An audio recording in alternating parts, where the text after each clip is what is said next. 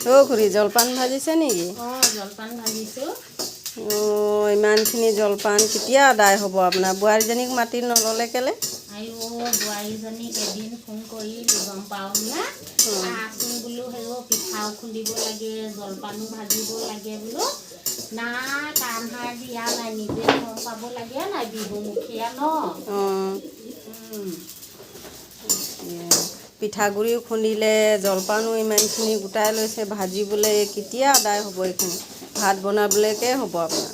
খুৰাও তাতে ভাত কামৰ পৰা আহিব ভাত খোৱা নাই বুলি খং উঠিব জানো আৰু ইফালে মোৰ গেছো নাই গেছ ভৰাবলৈও পইচা পাতি নাই জাননে। বোৱাৰীজনী বুজিব লাগে গেছকে মাবিলাক ভৰাই দিম ন।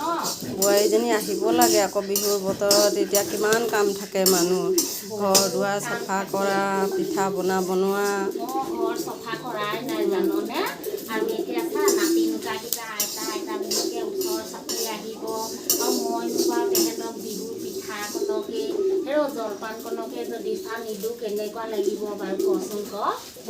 বিহু অসমীয়া মানুহৰ আৰু পিঠা পনা নাথাকিলে বিহু হোৱা নিচিনা নালাগে নহয় বিহু বুঢ়ী দেহাত খাচোন চাহ ঘামি মানুহজনী নাই জান মানুহটোও নুবুজে এতিয়া মানুহজন আহিও ক'ব তোৰ কামেই হোৱা নাই কি কৰিবি আপুনি এনেই বয়সীয়াল মানুহ ইমান বুঢ়ী দেহাতে এইবিলাক কৰিব লগা হৈছেনে?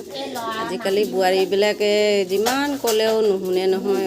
নাতি নোতাৰ কাৰণে মই এইখন কৰিবলগীয়া হৈছে গম পাওঁনে।